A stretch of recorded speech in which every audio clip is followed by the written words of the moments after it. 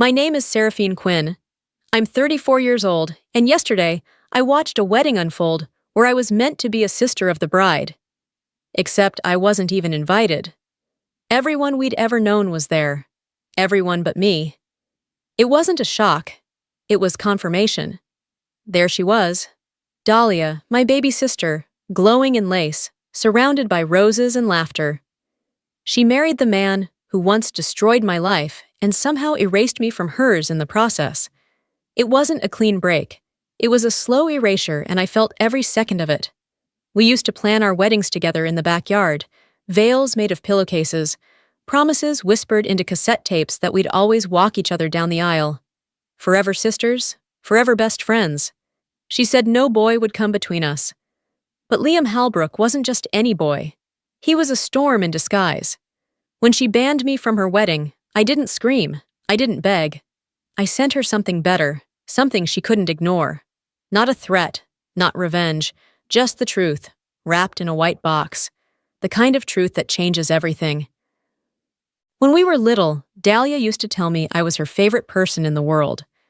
We'd camp under blanket forts, tell ghost stories with flashlights, and talk about growing up as if it were a fairy tale.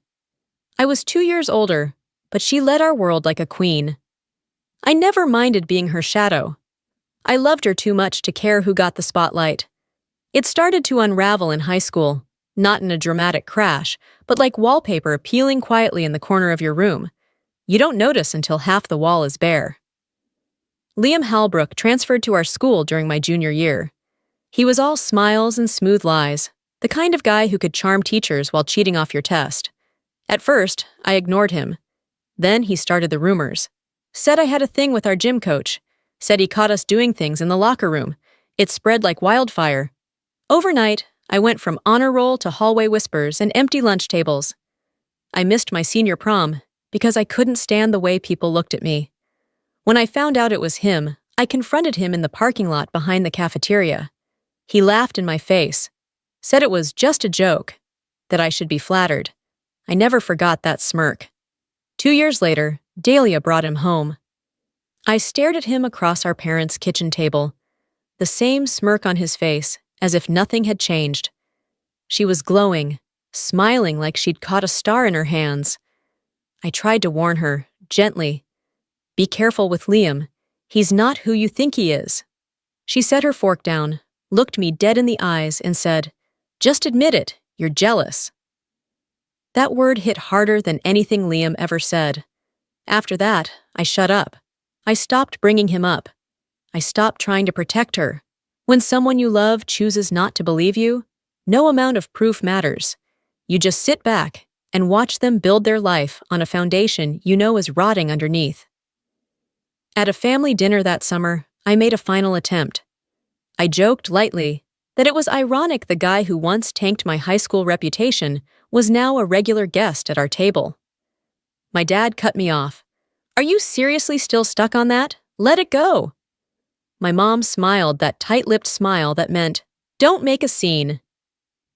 And Dahlia? She just kept cutting her steak. That night, I cried in my car, not because of what they said, but because none of them cared. I thought maybe she'd come around. Maybe she'd wake up one day and remember who we were, what we promised each other back when forever still meant something. But she didn't. She doubled down. A week after that family dinner, I went by my parents' house to pick up an old box of books I'd left in the attic. As I stepped inside, I heard voices from the kitchen, low, hushed tones that carried more weight than any shout ever could. "If we don't exclude her, she'll ruin the whole wedding," my mother whispered. "It's her or the ceremony." They didn't know I was there. It wasn't shock I felt. It was clarity, the kind that settles in your bones and makes everything cold. I stood there for a long time, listening to the clink of coffee cups and the way my name never came up again. They had made their choice, quietly, completely. 3 days later, a wedding invitation arrived at my parents' house. They opened it like it was any other piece of mail. My mother cooed over the gold embossing. My father made jokes about the entree options. I waited foolishly for a second envelope with my name on it. It never came. Later that night, a single message lit up my phone. From Dahlia, No explanation, no apology, just 5 words. I just want peace. Please understand. Understand what? That my presence was too inconvenient? That my silence wasn't enough?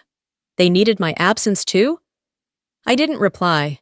I wouldn't beg for a seat at a table where I'd already been erased.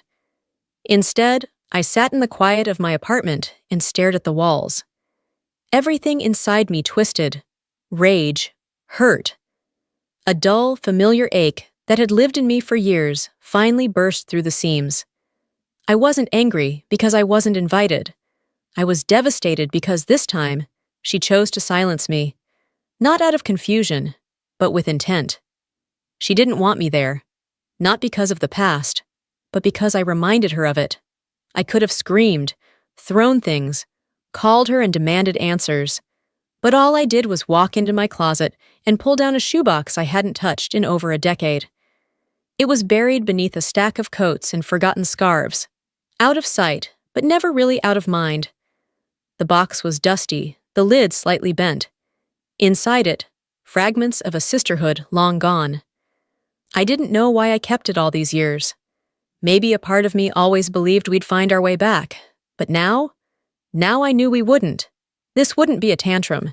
It wouldn't be revenge. It would be a reckoning. So I sat at my desk, cleared away the clutter, and began assembling the gift. Not for her wedding, but for the memory of who we used to be.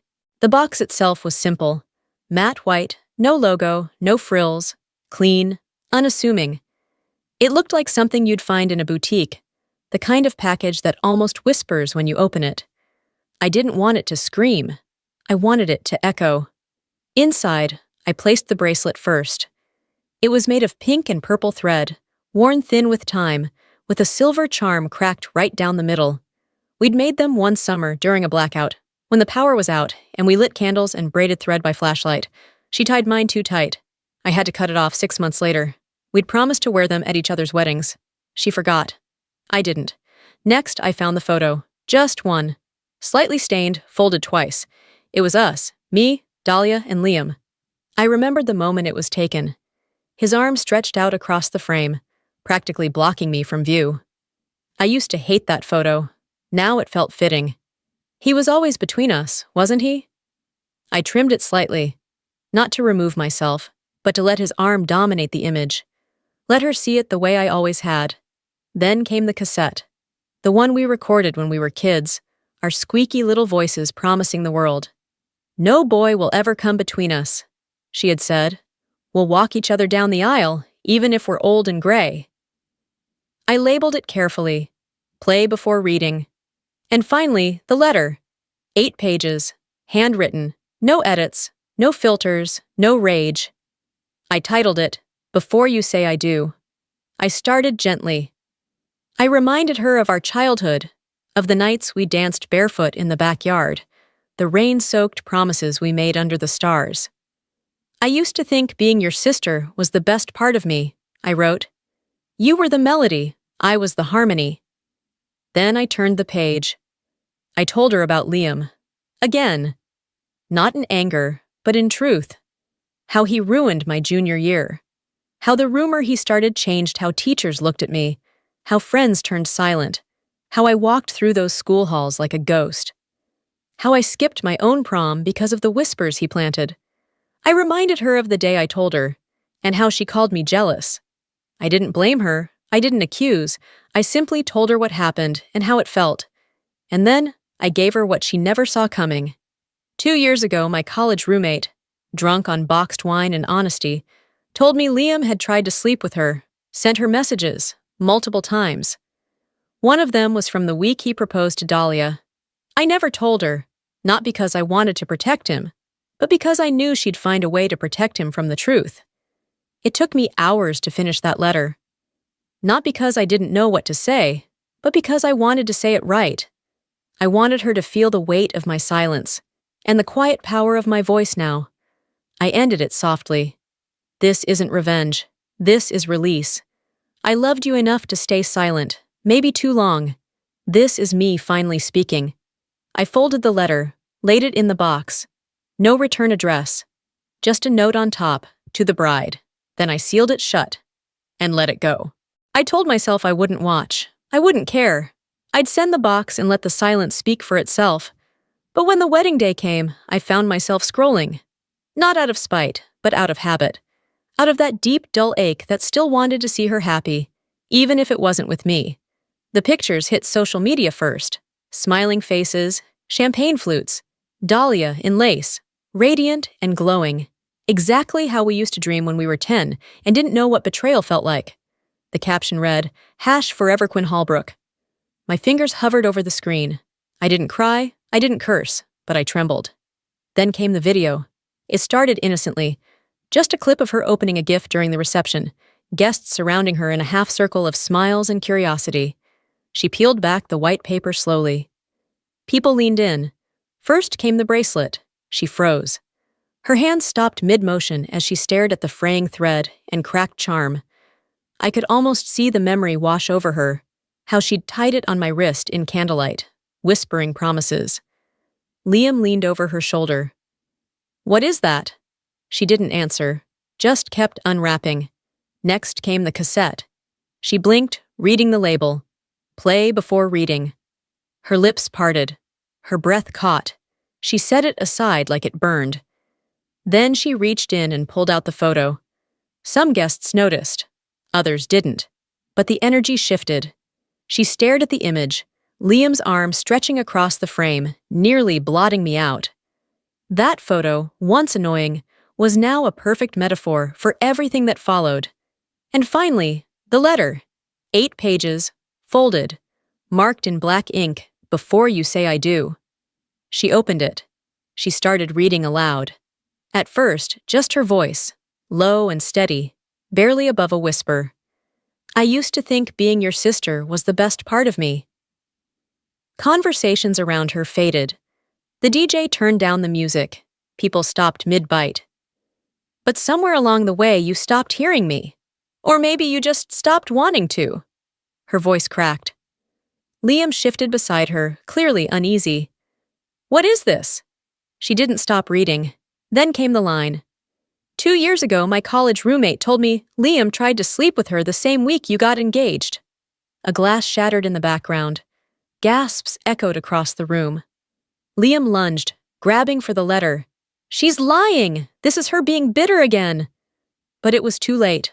The words had already landed. The silence that followed was louder than any scream. Dahlia stood there, clutching the letter like it might tear her open. Her hands shook. Her shoulders crumpled inward, and then it happened. Someone in the crowd raised a phone. Then another. A bridesmaid whispered, "It's already online." Within hours, the video spread like wildfire. TikTok, Twitter, YouTube. Bride reads letter from estranged sister. Groom's past exposed mid-reception. The comments poured in. "OMG, this is like a movie." "She's a queen for this. This is why you never ignore red flags." "Justice, served, cold." I didn't finish the video, just enough to see her face as the words hit her, not because I wanted to gloat, but because I needed to know it had landed. That the truth had finally pierced through the party favors and designer napkins and curated fairy tale. She had everything, the dress, the applause, the guests. But now I had something too. Not vengeance, not closure. The truth. And it was hers to carry now. 3 days after the wedding, it rained again. Not the kind of rain that slams against the windows or crashes through the silence. This was quieter. A moody drizzle that lingered in the air like something unresolved, something unfinished. I was making tea when I heard the knock. It wasn't urgent, wasn't soft either. It was empty, like someone was asking to be heard but didn't expect an answer. I opened the door, and there she was, Dahlia, still in her honeymoon dress, though it looked like she'd slept in it for nights. Her hair was pinned half loose, makeup streaked from tears that had clearly come and gone. Her eyes were swollen, red-rimmed, and her hand, trembling, clutched something small. The bracelet, the one we made when the power went out during a blackout, when we tied it around each other's wrists and promised we'd wear them at our weddings. She stared at me like she'd forgotten how to speak. Her lips parted, then closed, then parted again, and finally she whispered, I knew. I didn't move. I knew what Liam did, she said, and her voice cracked. Not everything, but enough. The wind picked up, brushing against us like it didn't want to stay long. I knew he was cruel to people in high school. I knew he said things about you, things I never wanted to believe. I married him anyway, because I couldn't admit I was wrong. About him, about you, about everything. Her voice wasn't angry. It was hollow, like she had finally used up all the lies she'd been telling herself. I told myself if I ignored the past long enough, it would stop mattering. That if I shut you out, I wouldn't have to deal with the guilt. She looked down at the bracelet in her hand, gripping it like a lifeline. And then you sent that box. She paused, breath shaky. You didn't yell, you didn't curse, you just handed me everything I tried to forget. You didn't let me pretend anymore. There was no apology, no breakdown. She wasn't here to ask for forgiveness. She was here because she couldn't carry the lie any longer. I don't even know who I am without you, she said. And maybe that was the truest thing she'd said in years. I didn't rush to comfort her. I didn't tell her it was okay. I didn't try to make it neat or easy or soft. Instead, I said the one truth I'd waited too long to say. I wasn't trying to destroy your wedding, I said. I was trying to give you your mirror back. She flinched, not because I raised my voice, but because I didn't. She looked down at the bracelet again. The charm swung gently, hanging by a fraying thread. And then, slowly, she let it fall. It hit the porch wood with a dull clink, a soft sound that somehow felt final. She turned to leave, paused at the first step. Didn't look back. She just said, "Thank you for the mirror." And then she walked into the rain. No apology, no hug, no promises, just silence. And this time, it didn't hurt. This time, it felt like truth. After she left, I stood at the doorway for a long time, listening to the rain. It wasn't dramatic. It wasn't cleansing. It was just steady, honest. The kind of rain that doesn't ask to be noticed, but still soaks everything through. I bent down and picked up the bracelet. The charm was still cracked. The threads still knotted. It hadn't changed. But maybe I had. There was no sense of victory, no rush of righteousness, just a quiet knowing that the storm I'd been holding inside had finally passed. Not with thunder, but with truth. I made tea and sat by the window. The world outside blurred behind droplets, the kind of gray that made everything feel suspended. I thought of the cassette, the photo, the letter, not for the drama of it all, but for what it meant. I had sent her a mirror, and she looked. Not everyone would, not everyone can, but she did. And in doing so, she gave me something I didn't even realize I needed. Closure without apology, peace without performance. Some people wait their whole lives for the perfect confrontation, for the moment they get to scream or slam a door. But for me, it came in a whisper, in a shoebox, in the echo of a knock at my door. I wasn't in her wedding. I wasn't in the family photos. But I was no longer invisible, and I'll never be again.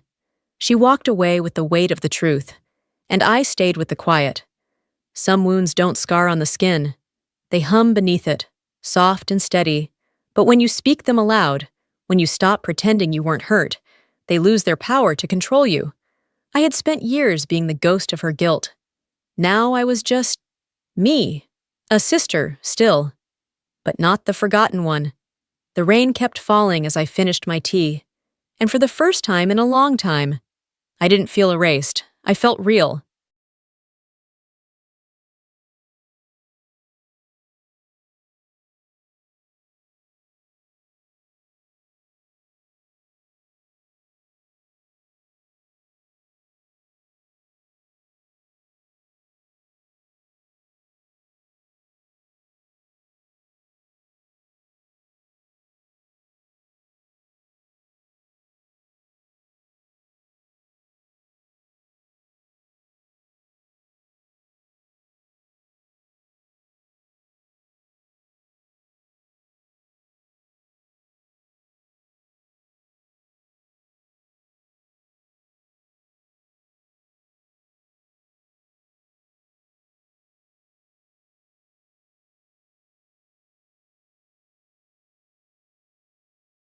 My name is Olivia Bennett.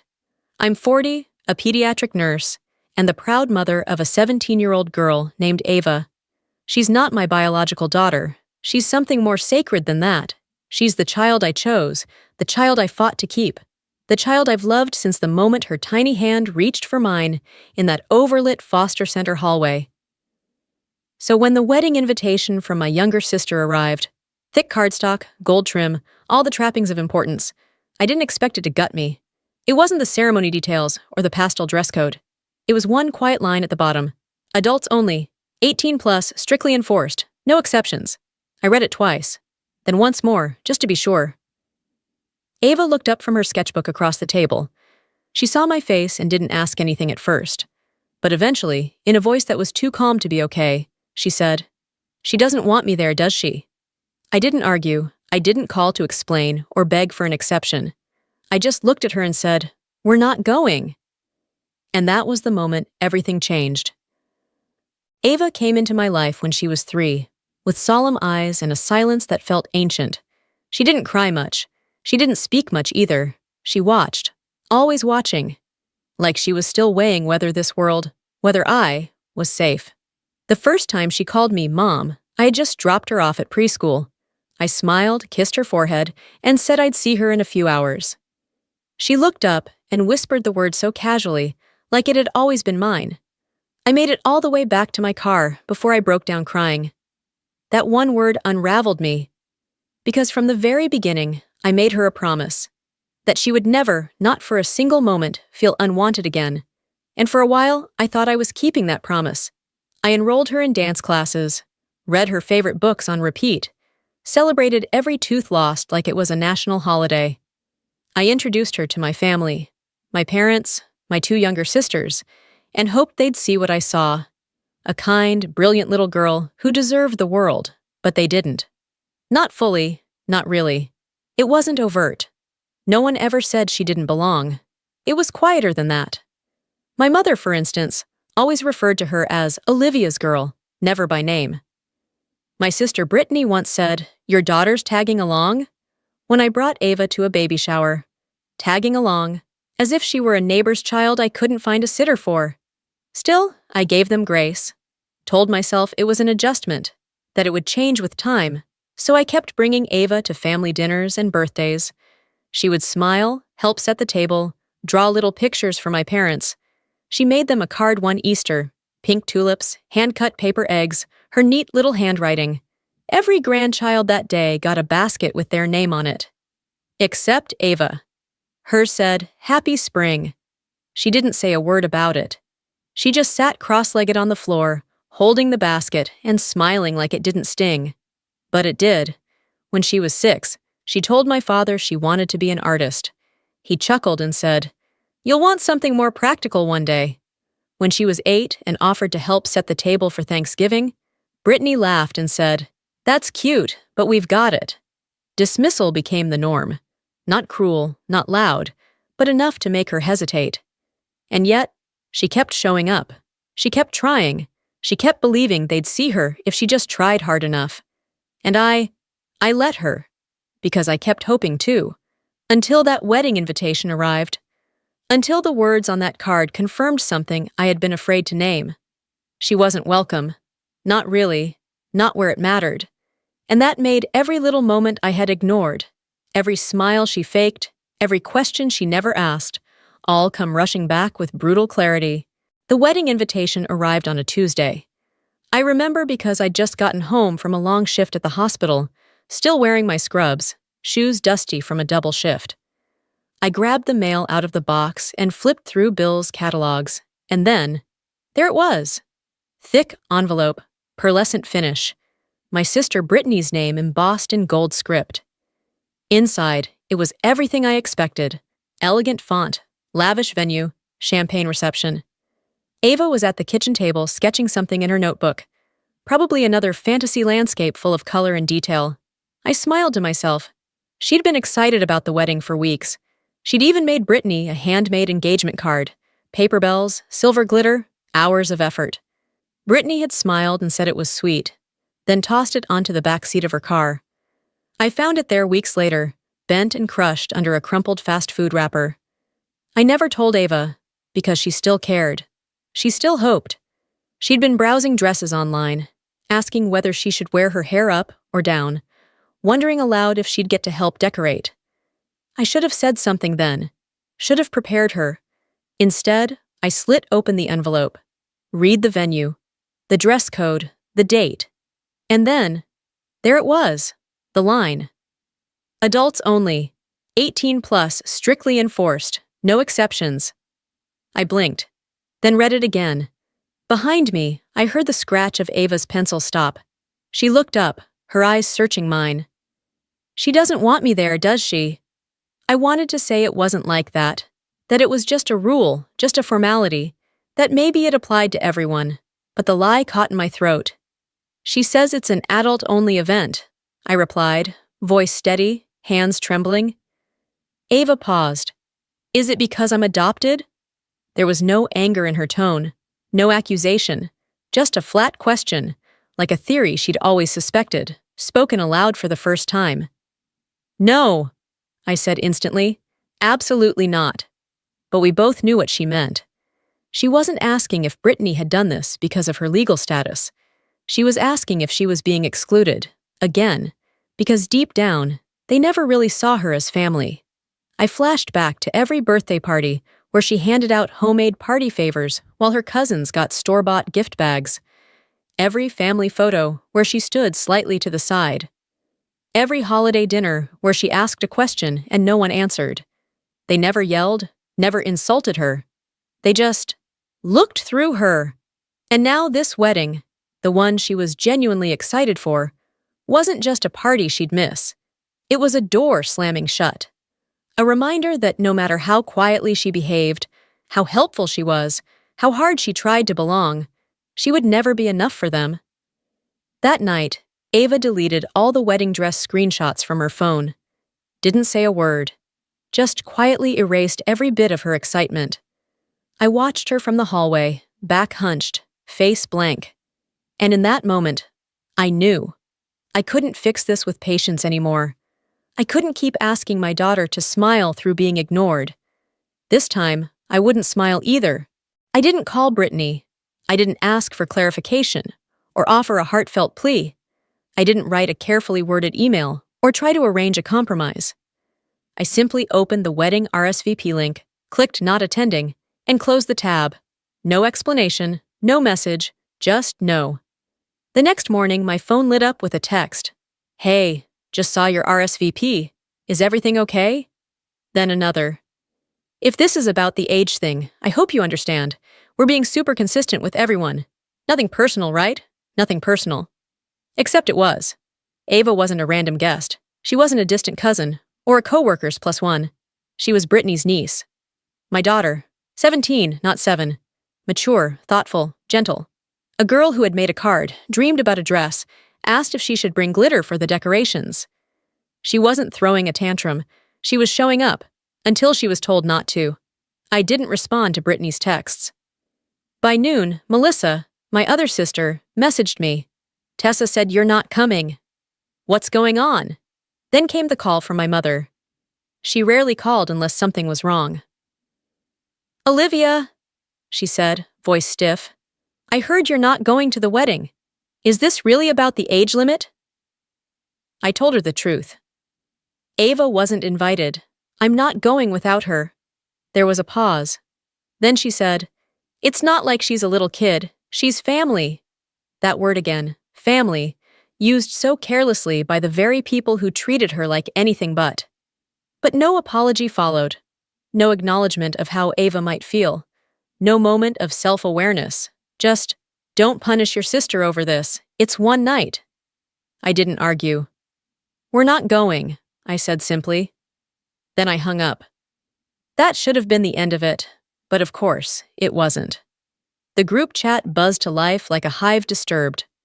First, Melissa. Can't believe you're making such a big deal over one rule. You always have to cause drama. Then Brittany. This isn't about Ava. You're making it about her.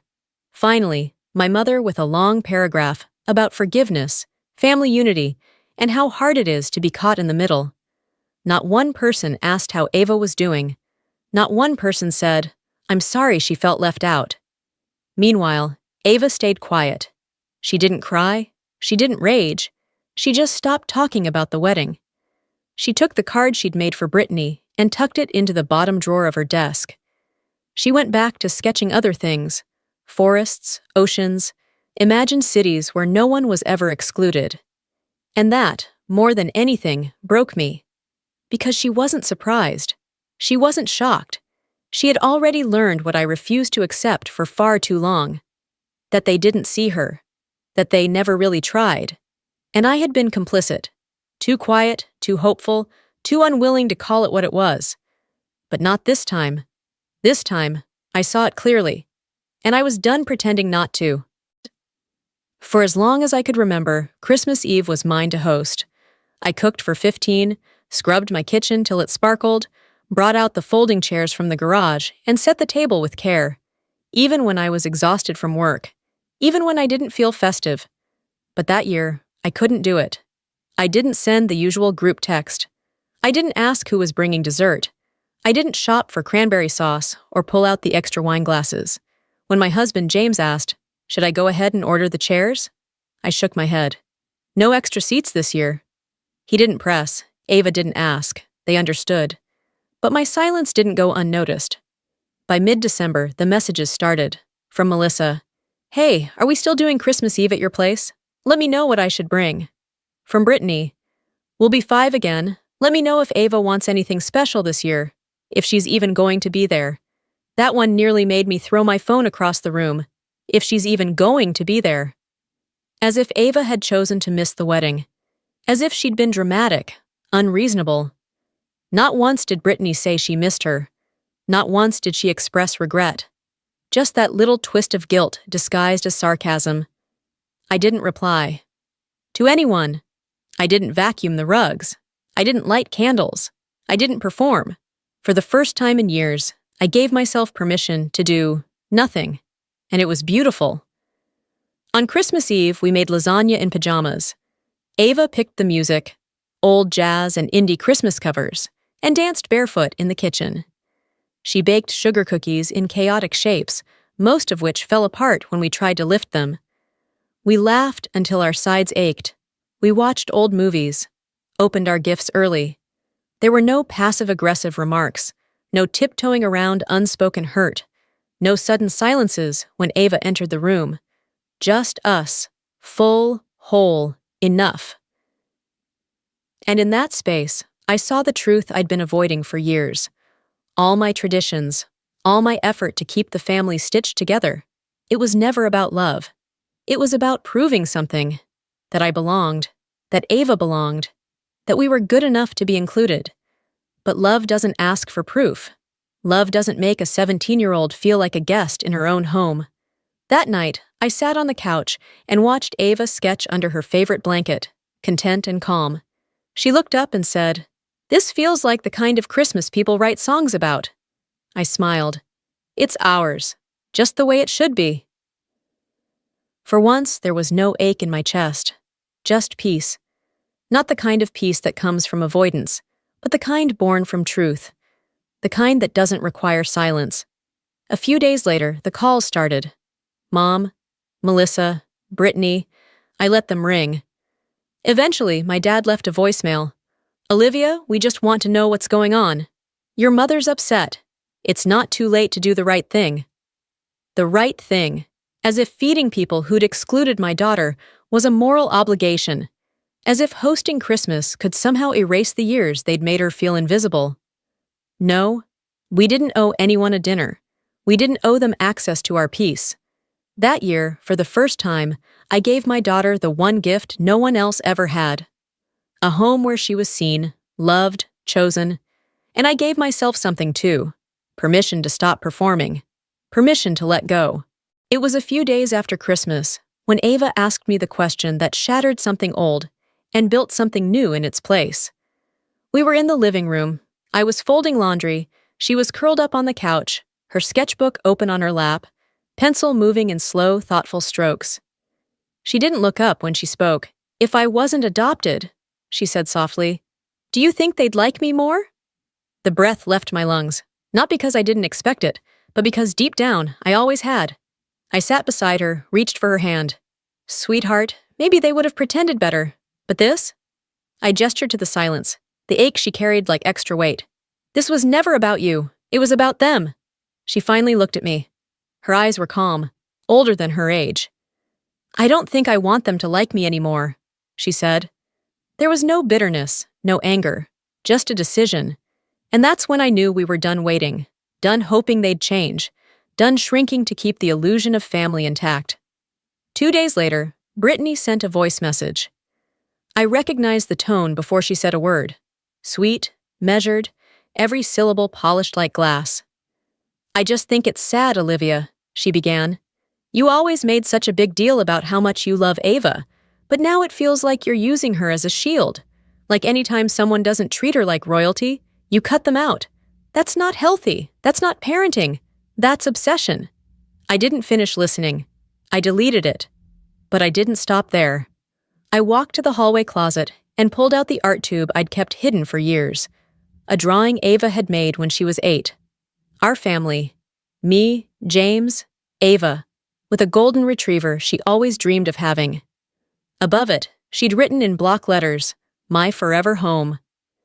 I scanned it, had it enlarged and printed on thick matte canvas. Then I mailed it to Brittany's address with a single post-it attached. You had the chance to love her, but you chose not to. Don't worry, we finally chose ourselves. And then, quietly, I blocked her number. One by one, I did the same for the others. Not out of spite, out of clarity. Because if loving my daughter fiercely, without apology, without condition, makes me obsessed, then yes, I'm obsessed. I'm obsessed with reminding her that she doesn't have to perform for love, that she never again needs to beg for inclusion, that she's not a side note in someone else's story. She's the main character in her own, and I'll never let her forget that. New Year's Eve came quietly. No countdown, no clinking glasses, no strained smiles around a crowded table. Just the 3 of us, me, James, and Ava, curled up on the couch, playing a board game she'd gotten for Christmas. We were terrible at it, laughing at ourselves, shouting over the rules, throwing popcorn when someone cheated. And in that moment, I felt something I hadn't felt in years. Relief. I wasn't waiting anymore. Not for the next subtle insult, not for the next apology that never came. I wasn't planning how to balance other people's comfort with my daughter's worth. I wasn't trying to mend a family that had never truly accepted her. For the first time, I was just living with my family, my real one. There had been so many moments over the years when I could have said more, done more, times when I swallowed my voice in the name of peace. But I've come to learn, peace that costs your child's dignity isn't peace. It's fear dressed up as loyalty. And I'm done being afraid. Ava doesn't need me to protect her from hurtful people with polite smiles and polite excuses. She needs me to protect her with truth, with boundaries, with love that doesn't apologize for existing. She is not a temporary chapter, not a cause I championed and then outgrew. She is my daughter. She is the center of my home. And anyone who can't see that, anyone who needs reminding, doesn't need a seat at our table. Love is not a test she has to pass. It's not earned through silence or obedience. It's hers, by right. So if I've disappointed anyone, if I've become cold in their eyes, let me be clear. This isn't coldness, it's clarity. It's choosing the kind of life where my daughter never has to question if she belongs. And if that means some doors stay closed, then good. Let them stay closed. Because I'd rather lock them forever than let Ava believe, for one more second, that she has to shrink to fit inside them.